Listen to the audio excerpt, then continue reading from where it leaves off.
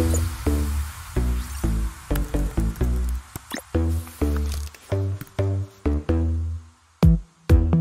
everyone, this is Stan, your favorite Polish Taiwan YouTuber. Hope you're all having a great day. Today I just had a sudden inspiration to make a special episode on CCP's lies. Let's not even talk about all the recent bullying and how are they threatening Taiwan. One of the biggest fails of theirs is concealing the pandemic that resulted in the global crisis and still not admitting it, and even trying to blame the others for everything that happened. I think we had enough of this behavior. Well, let's get started right away. Slap those lying wolf wankers right in the face. Number 1. For the first one, let's start with Deng Xiaoping's speech at the UN. Yeah, it happened a while ago, on April 10th, 1974.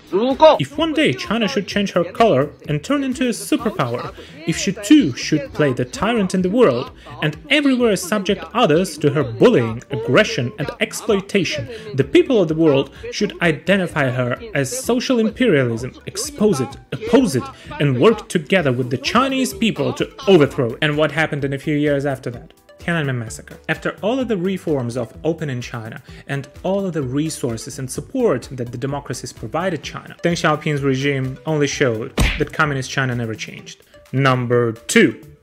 Deng Xiaoping promised 50 years without change for Hong Kong.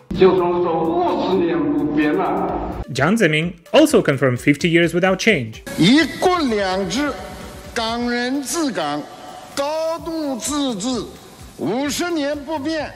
And what do we see in Hong Kong right now? How does China treat the peaceful protesters? How China interferes with Hong Kong's internal laws? How China just made it into another Chinese city? And how the dissidents are being sent to China, are being persecuted? And how the city lost all of its freedom. Number 3.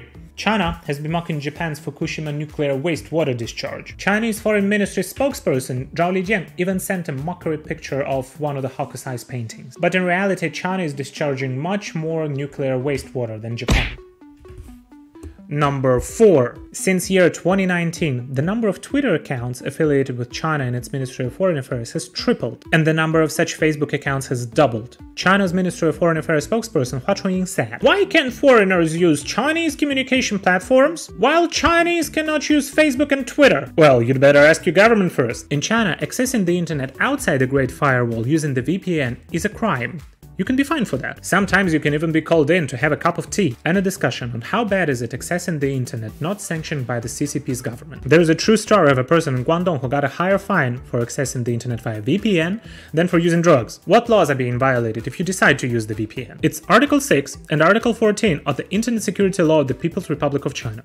Interim regulations on the administration of the international networking of computer information networks of the People's Republic of China. And Article 285, Paragraph 3 of the Criminal Code. There was a university student in China who got arrested for downloading 64 adult films. I'm actually curious if he got arrested for downloading the exact number of those films. 64, June 4th, Tiananmen massacre. Or there was another reason for that. But the CCP's government can use Facebook and Twitter freely. Zhao Lijian can watch all the long videos he wants to, and even leave comments on porn actresses' Twitter pages. But some people got arrested for downloading such a content. Hypocrisy as it is. And secondly, foreigners cannot access those social networking websites in China easily. There are very strict registration and verification policies involved. In fact, there are very few foreigners using Chinese media platforms. Number 5. You probably saw a lot of content about China's successes in poverty alleviation.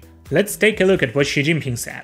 In 2020, China made the historic achievement of establishing a moderately prosperous society in all respects and achieved decisive success in eradicating extreme poverty. We launched the final assault on the fortress of entrenched rural poverty and cracked this hardest nut.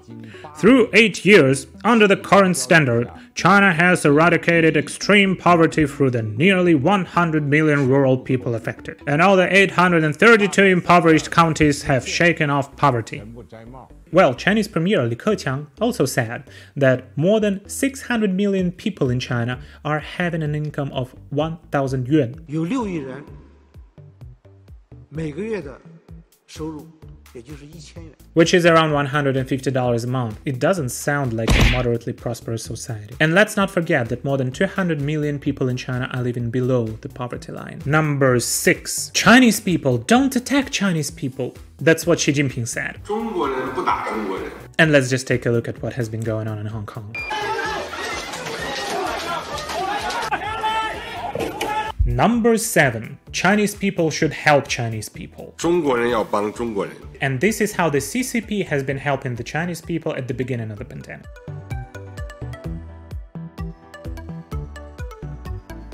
And this is how the government has been delivering food to the Chinese people.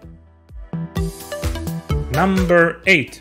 China adheres to path of development and peace. 中国坚持和平发展道路。 And then who attacked India in 2020? China will never seek hegemony or sphere of expansion, no matter how strong may it grow. 我们永远不称霸，不扩张，不谋求势力范围。 Oh yeah, and who is sending warplanes to intimidate Taiwan? The country you have no right to control. Number 10. The CCP is always saying that Taiwan is a part of China. 台湾是中国领土不可分割的一部分。 But it never belonged to China. According to the international law, China has no rights over Taiwan. And Mike Pompeo also showed Taiwan's support by saying it. Taiwan has not been a part of China. Number 11. Chinese experts can prevent and manage the pandemic. 疫情可防可控。 Well, it doesn't seem to be true either.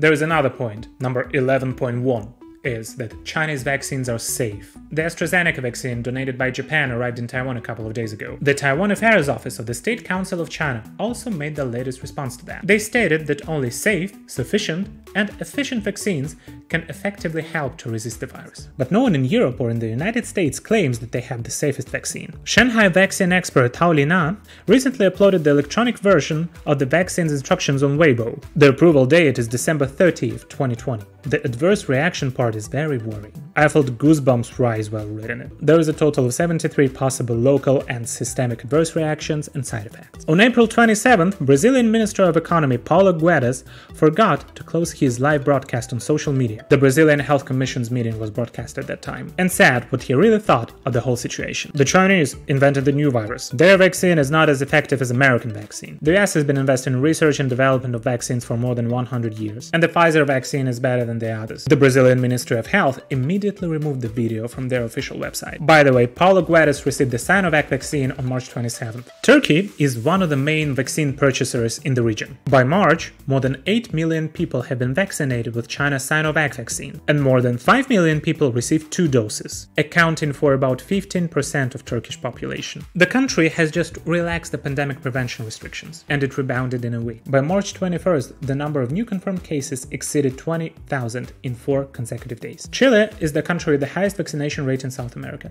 and most of the vaccines they purchase are Sinovac. In March, 29% of the 19 million population received at least 1 dose of the vaccine, and 15% received 2 doses. But unfortunately, the number of new cases has reached the new peak never seen since last June. According to the government records, 26% of the deaths in the first 3 months of year 2021 were caused by the CCP virus, making it the #1 killer in Chile.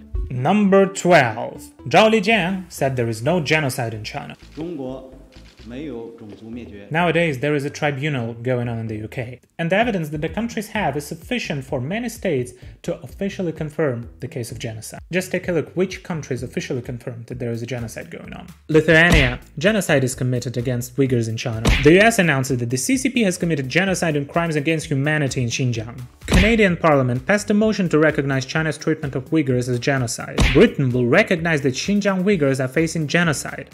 The Dutch Parliament passed a motion to determine that China's policies towards Uyghurs as genocide. So right now, more and more countries are officially recognizing China's actions against Uyghurs as genocide. Did you like the top 12 lies of the CCP? Sure, you know even more. Feel free to leave a comment. Thank you for watching. If you liked the video, please press like, subscribe, and share. This is Stan, and I see you in the next one. Bye bye.